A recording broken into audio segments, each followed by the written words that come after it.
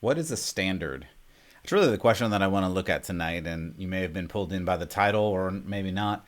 At any rate, this is Church Public. My name is Matt Odegaard, and today I want to talk about standards because I think that's where this all comes down to. What is a standard, and who sets the standard?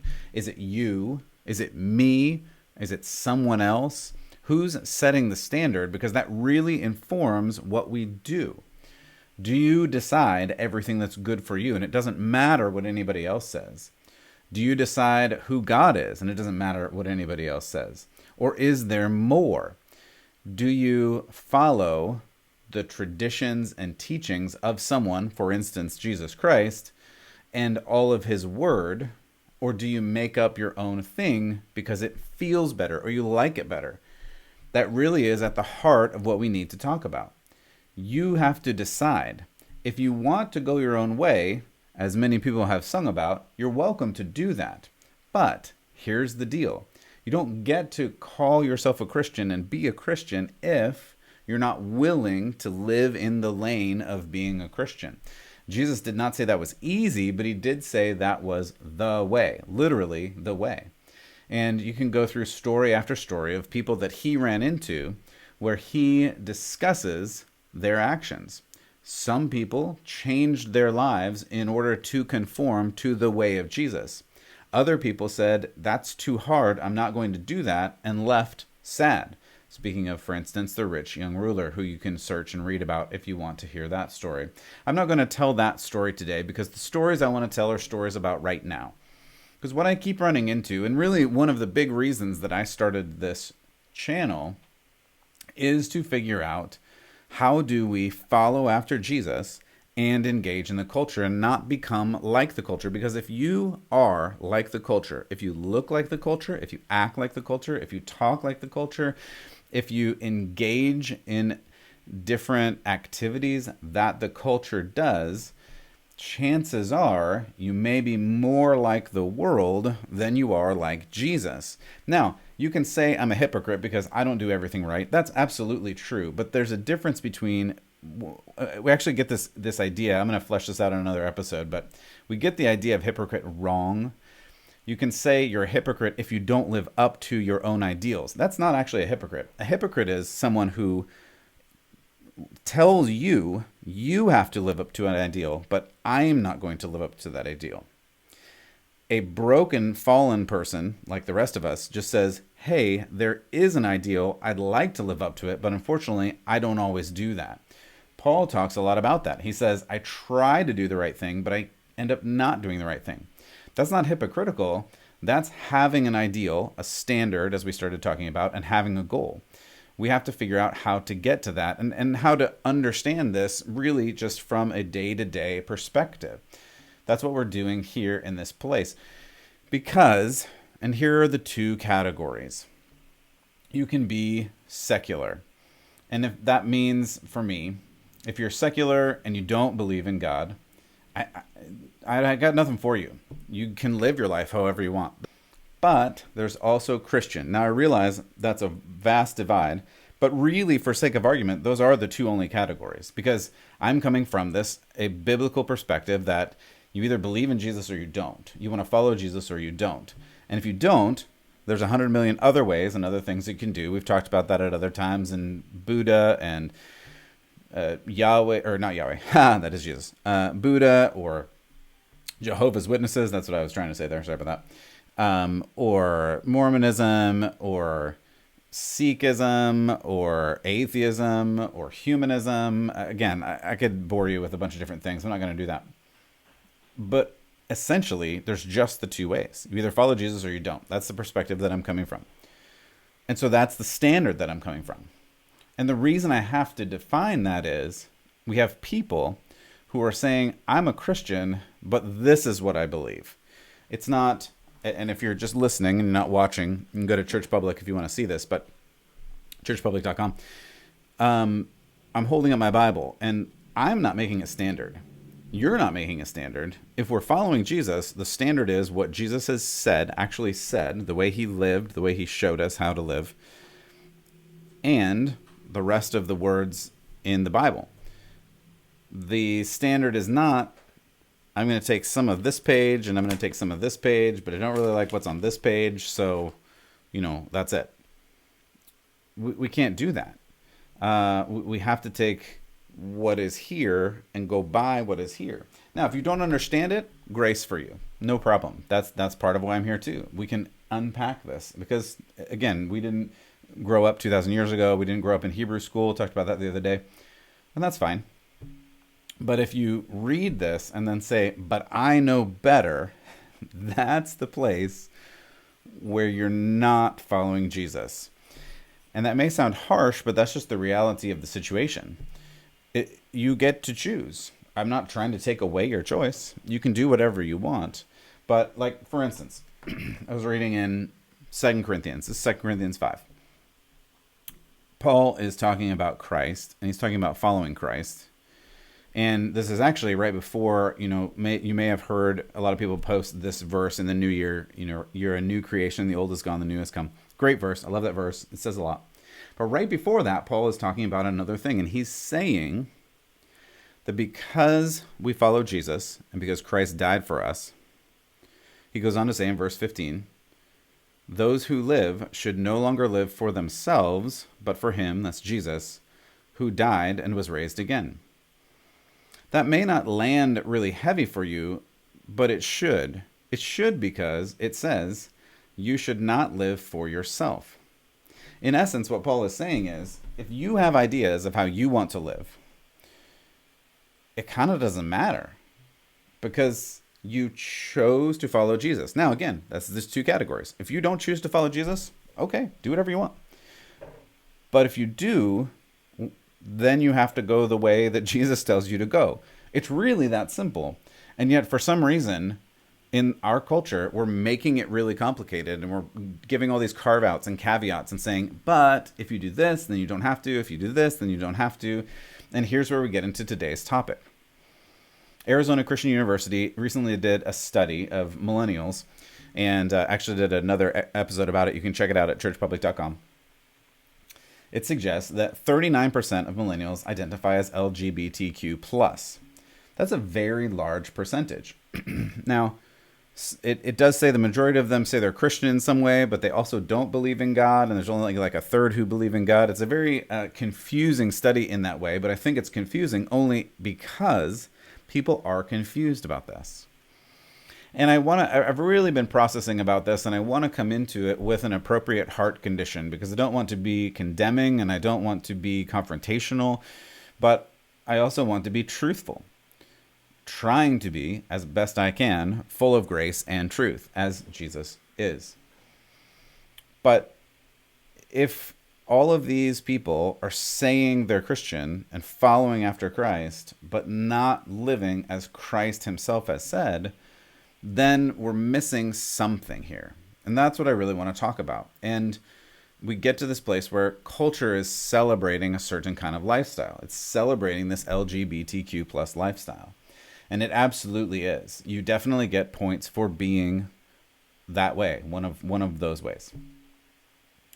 And culture is going all out 100 miles an hour towards this. And they're saying you must identify this way. And it's more than just toleration and accepting as it used to be. Now it is, you must approve and you must believe that it's right. And there is a difference there.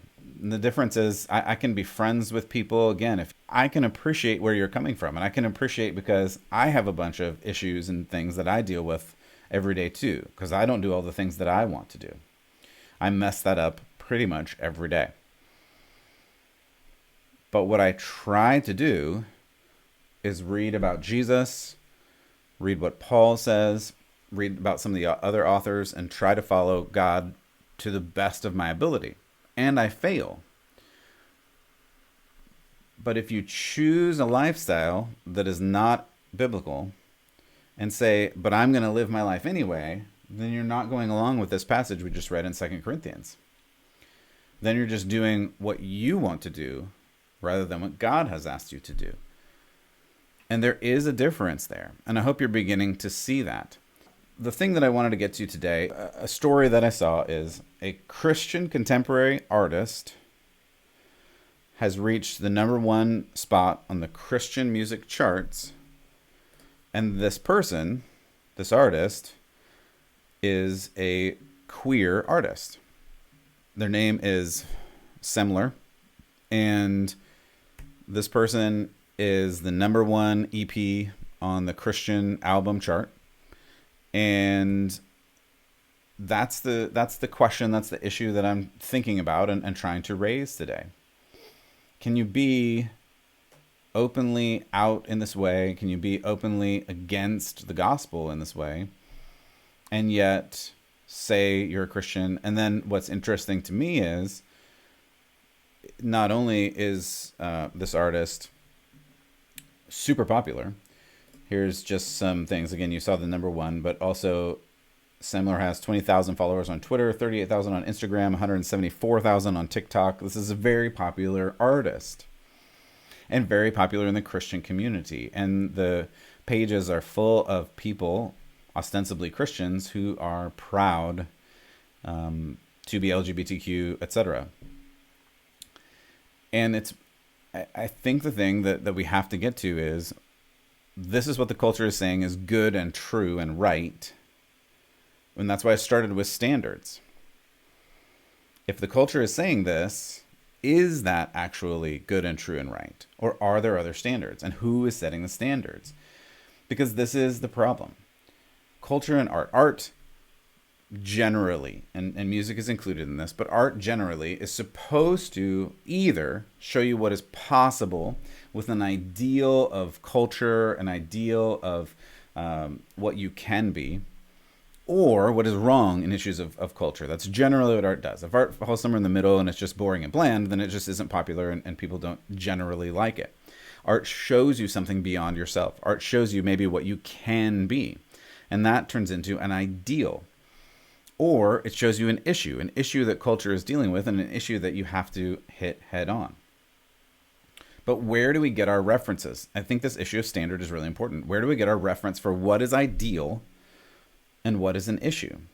Because if they come from you, if they come from me, if they come from culture, then we're going to have a vastly different definition of what is ideal. And we're going to have a vastly different definition of what is an issue.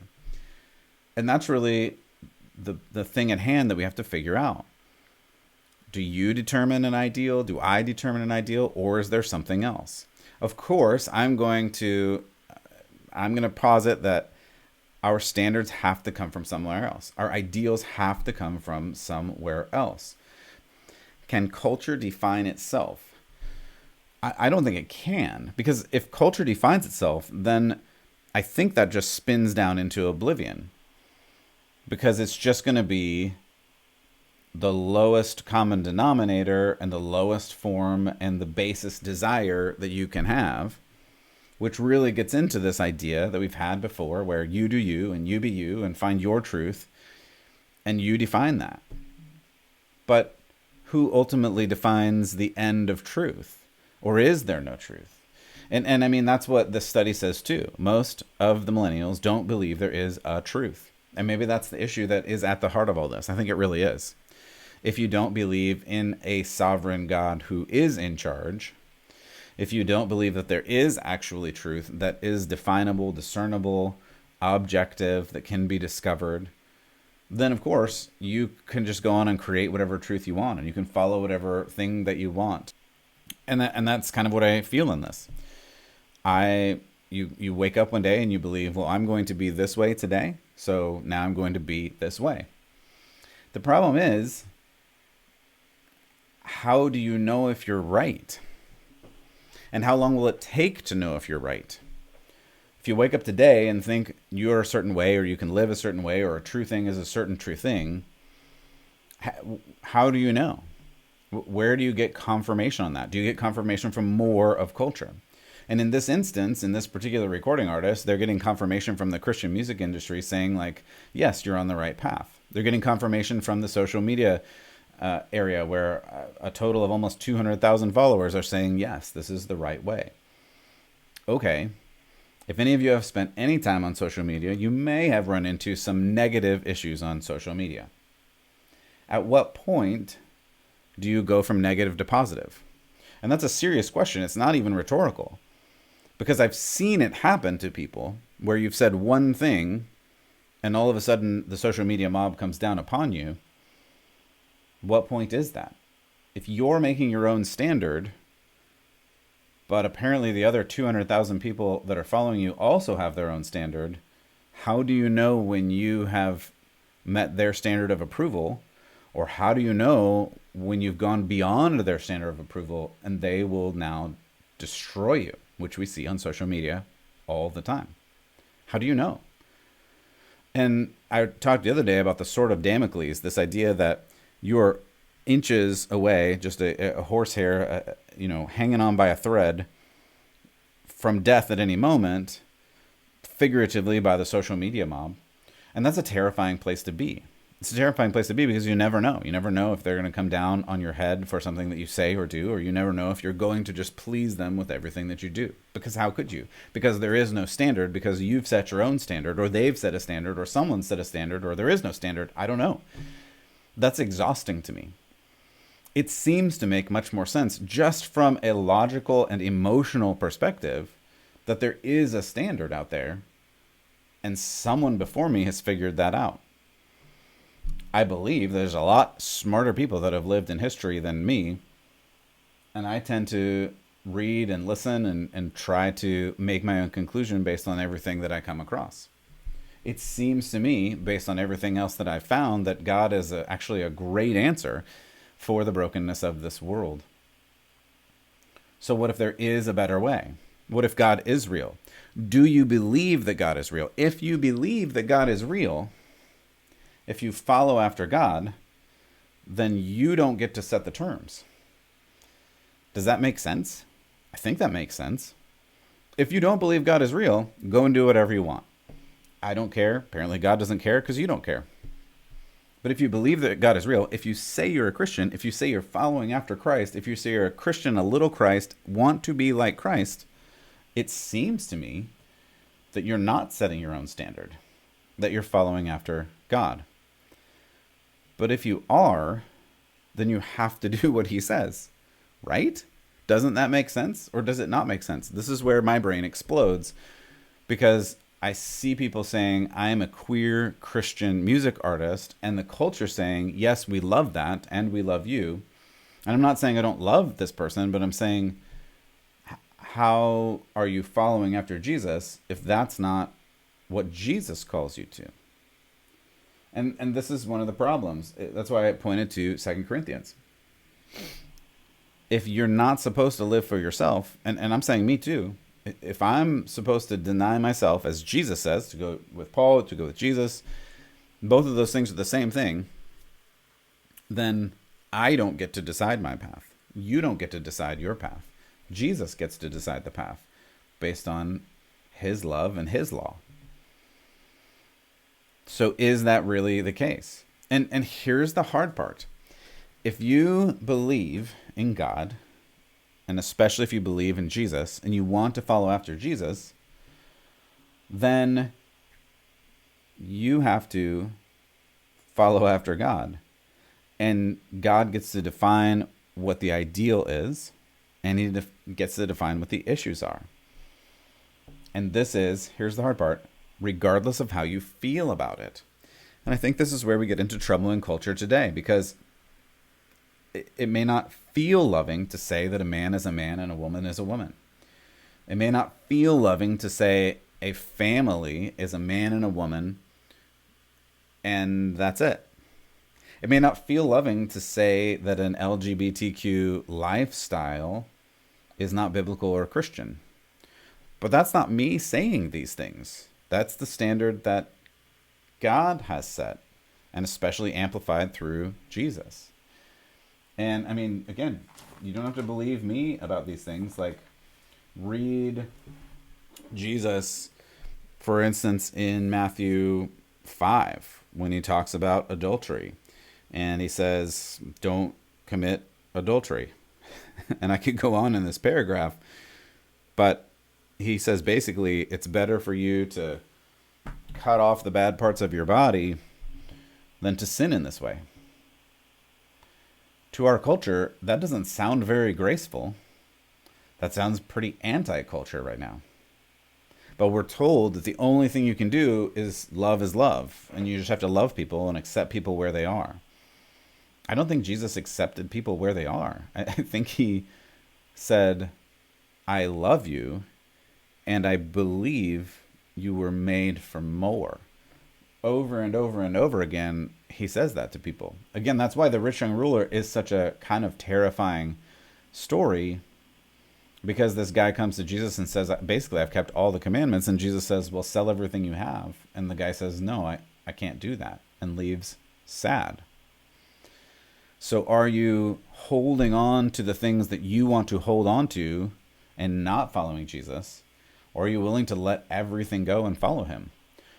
This is a simple concept, but it's not an easy concept. What are you going to do? I can't judge you if you don't believe in God.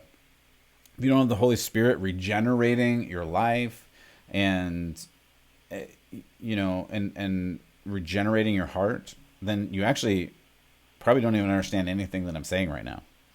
That's 1 Corinthians 1. Paul talks about that wise people think that Christianity is foolish. And it sounds foolish because it doesn't make sense if you don't have God, if you don't have the Spirit, if you don't have the Spirit of God guiding you through this. But if you say you're a Christian, then you are obligated to follow after God. You don't get to make up whatever you want. And I guess that's what's hard for me in this. And this is why this is a culturally important issue. If we are buying this music, if we are supporting this music, if we're saying, yes, you're a great Christian, I believe in you, that's a different message than saying, hey, I love you as you are, but like Jesus said, I don't want to leave you that way. I don't want you to struggle. And I would say the same thing to an alcoholic who kept drinking unrepentantly and kept being drunk and kept being an alcoholic. I would say the same thing to a person who you see struggling with weight. They've even told you they're struggling with weight, and yet you just see them eating constantly. I'd say the same thing to a person who yells and cusses and fights and is angry all the time. I would say the same thing. It's the same thing. I'm not judging one sin more harshly than another, but as a culture, we are elevating one thing more than another. We've said that some of these other sins are just like, who cares? It's fine. But this one actually is pride. It's celebrated with pride. You have pride parades. We used to know that pride goes before a fall. We used to know that pride leads to destruction. If you live for you, you're going to go down a certain road. It's just not a Christian road. It's not a following Jesus road. We need to understand that from a Christian perspective. And this is where courage comes in, because there are people listening to this right now that are going to turn it off, swear at me, throw the radio out the window, throw their phone out the window, whatever. And that bothers me, but I can't misrepresent who God is because it's not up to me. I can only read what Jesus says and express that. God says that sex is good in the context of marriage between a man and a woman. Period. Full stop. That's it. It's the only place. So if there are actions beyond that in any context, with any of this gender ideology, it's just wrong. If you're constantly in a hookup culture and you're straight and doing that, still wrong. All of that's wrong. We have to figure out how to at least aim at these standards. We all need to live up to the standard if we're following Jesus. This is the reality of following Jesus. This is why Jesus was killed, because he kept saying that in order to follow him, in order to live in the truth of God, you have to live a certain way. You have to do things a certain way. And here is where this proverbial rubber meets the road, because it gets worse. And this is where it gets worse. And this is another story that we just have to talk about. We have to talk about this story, and it is connected Because if anything is okay in terms of how you act, who you date, who you love or marry or have sex with, then everything is okay. And you might push back and say, well, no, there are limits. Why? What are the limits? How do you define a limit? We just spent 20 minutes talking about standards. If you don't agree with God's standards, then what standards are there? And this is the very problem that we are literally running headlong into. In Old Dominion University, you have a professor in Virginia who is saying that pedophilia is good and normal. Now we are supposed to say they're minor attracted people. This is a quote: those sexually drawn to children under the age of 18 should not be ostracized for their attraction, suggesting such urgings are okay so long as they are not acted upon. I'll continue on from an article that I read. This person, who identifies as queer and non-binary trans, said, "There is no morality or immorality attached to attraction to anyone because no one can control who they are attracted to at all," end quote. This is the problem. If you don't have a set standard, or you make your own standard, or the culture sets a standard, or some other person sets a standard, how do you know where the end of that standard is, and how do you know when you've gone across it? And you can say, well, everybody knows pedophilia is wrong. Loving kids in that way is wrong. I agree with you, but my reason is because marriage and sex are designed specifically by God with a certain purpose and outcome. When you say they're not, and you continue to expand those borders and values to whatever degree because it's LGBTQ plus, where is the end? That's my question. If this is the issue, how do you say that this is wrong? I say this is wrong. I say loving children in this way is 100% wrong. But we have professors in American institutions saying it's not wrong, and quote, it's not moral or immoral, and no one can control who they're attracted to. Even saying, quote, such urgings are okay, end quote. We should just encourage these urgings, just don't act upon them. What if something is wrong just because it's wrong? Not only if you act upon it. Again, going back to Jesus in Matthew 5. You have heard it was said, don't commit adultery. I tell you, anyone who looks at a woman lustfully has already committed adultery in his heart. Why does Jesus say this? He says this because some things are just wrong. Whether you do them or don't even do them, they're still wrong. But this culture doesn't say that. This culture says only if you've done the action, and really only if someone else has said the action is wrong, is it really wrong. How do we know what's wrong and right? How do we know? This is a problem, and this is the way the culture is going 100 miles an hour, and I believe towards a brick wall, because this is unsustainable. It legitimately is unsustainable on every level, both spiritually, which I think is true, because if you make everything spiritual, if you make everything Christianity, like every kind of gender, every kind of value Christianity, then nothing is really Christianity, because again, you've created your own standards.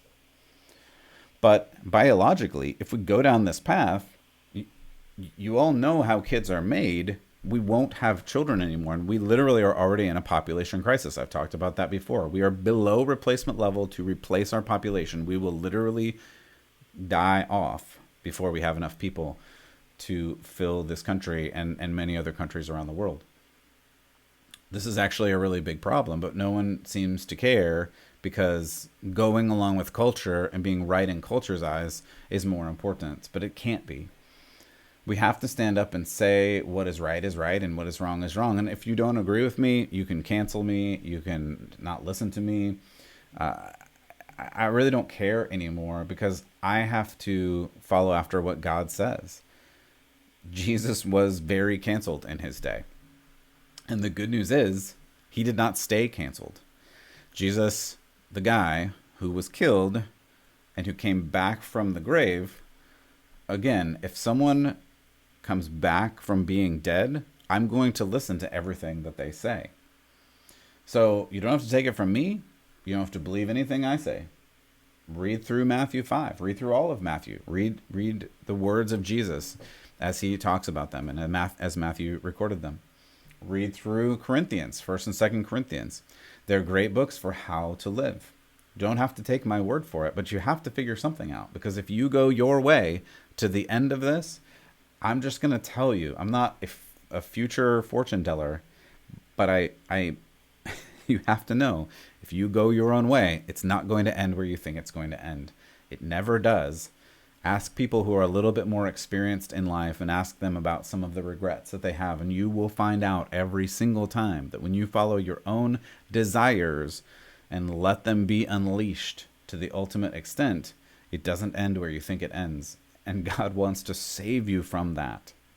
And we, as believers, have to say true things. We cannot be scared to say true things, especially in this new time and this new culture where they don't agree and they're going to cancel you for it. You may lose your job for it. If you use the wrong pronouns, you can get kicked out of school. You can get kicked out of your work. This is the problem that we have gotten ourselves into because we've just said, you be you. Don't worry about it. Do whatever you want. It doesn't matter. It's all love. Love is love. It's all fine. It's not, though. We have to be willing to say what is true, and what is false is false. It got many of the disciples killed. It got Jesus killed. It may get you canceled, but at some point we're going to have to decide. You have to pick a lane, and I can't do it for you. You have to decide, are you going to follow after Jesus and call yourself a Christian and actually be a Christian? Or are you going to go with the world and have whatever, diet Christianity, fake Christianity, some other weird religion, Gnostic gospel, secular humanism? I could go on, but I won't. You got to choose. Choose this day whom you are going to serve. I hope that you choose the right choice. I would tell you what my right choice is, but I think that's pretty obvious. So, how are you going to follow Jesus today, and what are you going to do about it? I hope you can hear my heart that I'm not angry. I'm not trying to be condemning. I hope that this particular artist actually does find Jesus. It's clear to me based on some of the lyrics that I heard. I didn't read you any of them. It's clear it's a person who is searching. And that makes my heart sad because I want people who search to find. But if you're just searching to find your way and to validate your choices, you're not going to find what you're looking for. You're just not. You're trying to fill up your life with things that ultimately don't have value and weight. Until you search after the actual God and open yourself up to following after God, you're going to struggle. It's going to be hard. And this is why anxiety, depression, all these other things are at an all-time high in America. And that also makes me sad. And I pray a lot about this. I pray a lot for people. You can pray. You can talk about this. If you need more resources, I have a ton more resources for things like this. I'll continue to post as long as God gives me a voice. As always, I do hope that God blesses you, keeps you, makes his face shine upon you, and I hope that through all of this, you do keep the faith.